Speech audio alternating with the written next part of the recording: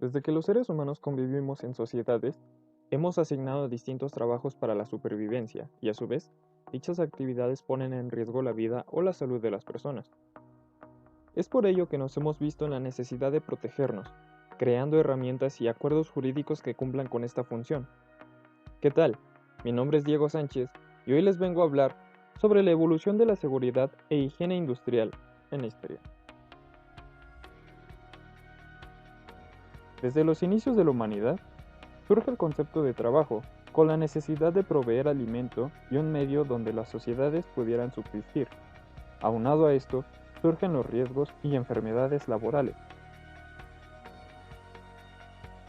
En la Edad Antigua, con la minería y el manejo de bronce en armas y herramientas, surgen nuevas ocupaciones laborales como la artesanía y la agricultura, donde los trabajadores estaban expuestos. No obstante, era en la guerra donde sufrían mayores lesiones. Esta situación trajo consigo medidas de seguridad colectivas, que si bien presentaban un gran avance, eran ineficaces en la práctica individual. La construcción de las grandes urbes y las pirámides en el antiguo Egipto trae consigo la innovación de herramientas de trabajo tales como arneses, sandalias y andamios como implementos de seguridad.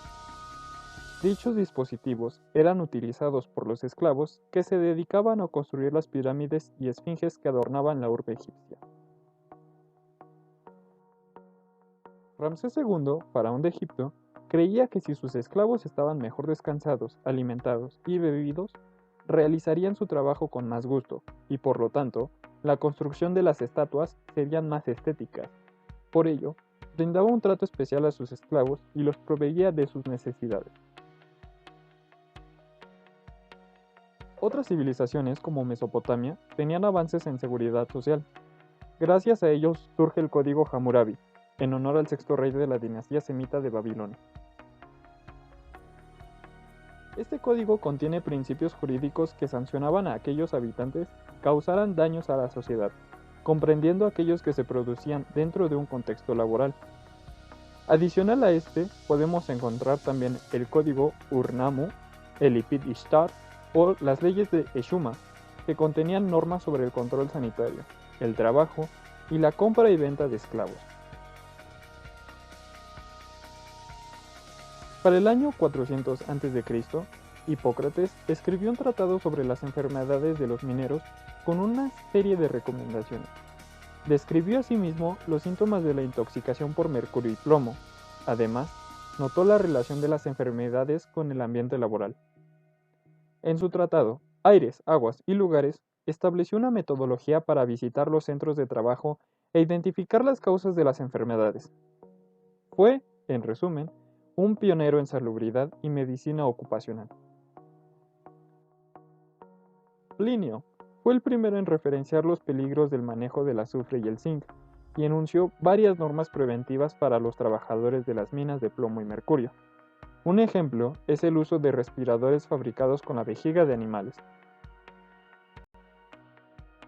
Por otra parte, Roma hizo avances en salud pública, con la creación de baños públicos y canales de desagüe. De este modo protegía al pueblo de plagas y enfermedades. Siglos más tarde, se fundan en Francia las primeras universidades y también surgen las primeras leyes que protegen a los trabajadores. Serían las leyes que se apuntalan los primeros avances hacia la formalización de la seguridad laboral. Entre 1413 y 1417 se dictaminan las ordenanzas de Francia, que velan por la seguridad de la clase trabajadora, protegiéndolos de las enfermedades causadas por actividades laborales. En 1556, George Agricola publica De Re Metallica, donde trata temas relacionados con la minería, mencionando afecciones en ojos, pulmones, articulaciones que los mineros padecen en sus labores. Asimismo, un siglo más tarde, Walter Pope publica Philosophical Transactions, donde refiere las enfermedades de los mineros producidas por las intoxicaciones con mercurio. Desde 1500 hasta el siglo XVIII progresaron las industrias manuales. gracias a la creación de la manivela, las bombas de agua, la lanzadera volante de Kay, los telares de Hargreaves o de Arkwright, entre otros. Años posteriores, inicia el proceso de mecanización de los sistemas de producción y el transporte, dando inicio a la revolución industrial. Uno de los principales inventos que impulsó este suceso histórico fue la creación de la máquina de vapor.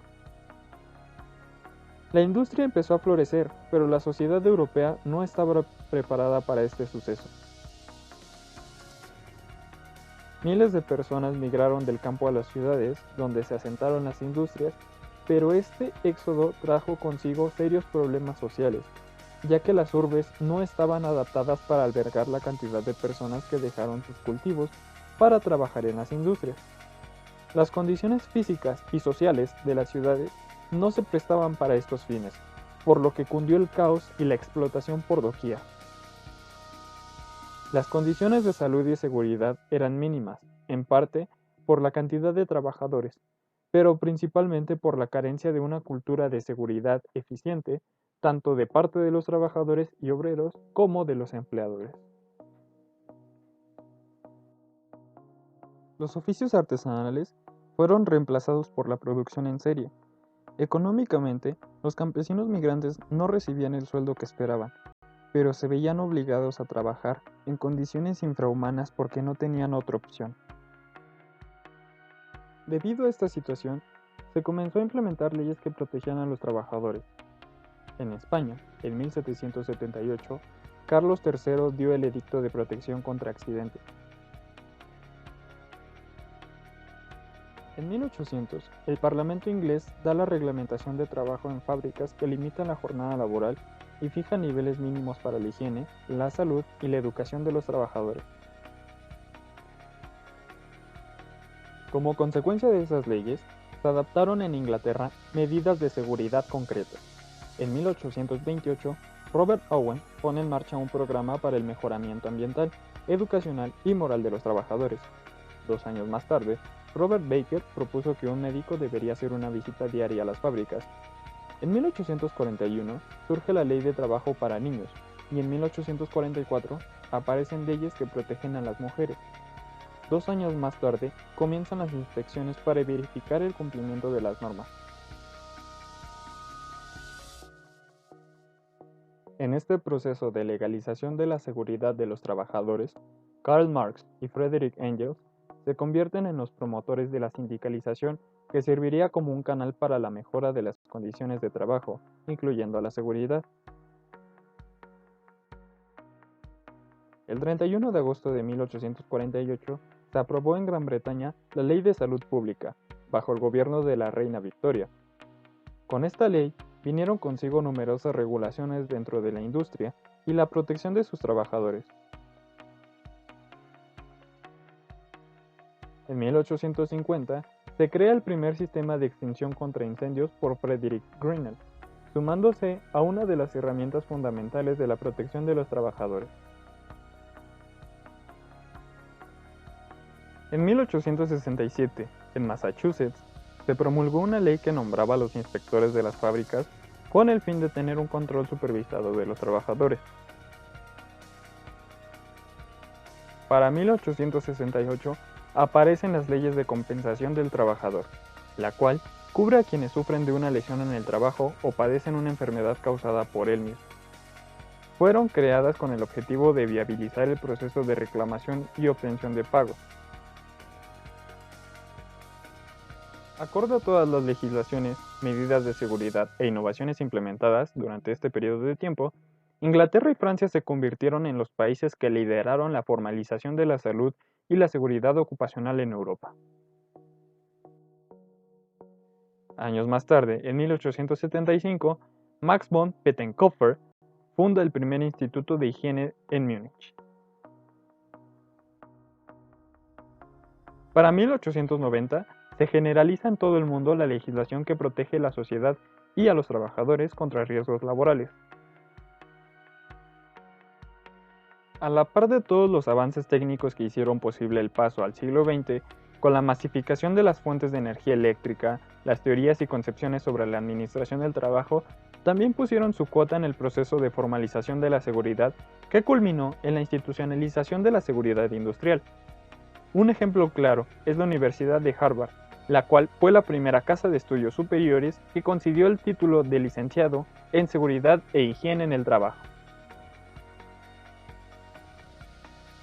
Para 1930, en México, aparecen las primeras dependencias gubernamentales del trabajo que vigilan las condiciones en la industria. En 1931 es expedida la Ley Federal del Trabajo, la cual ampara y regula las relaciones entre los patrones y los trabajadores en nuestra nación.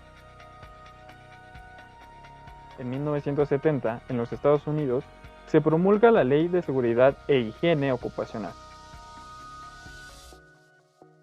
En 1978 es expedido el Reglamento General de Higiene y Seguridad en el Trabajo. Actualmente, se ha reconocido la seguridad e higiene como parte fundamental para un buen desempeño de actividades, así como uno de los pilares claves en el desarrollo y avance de las empresas y las sociedades. Es por ello que es de suma importancia reconocer el proceso histórico que a día de hoy brindan un trabajo digno y seguro a millones de personas alrededor del mundo. Gracias por su atención.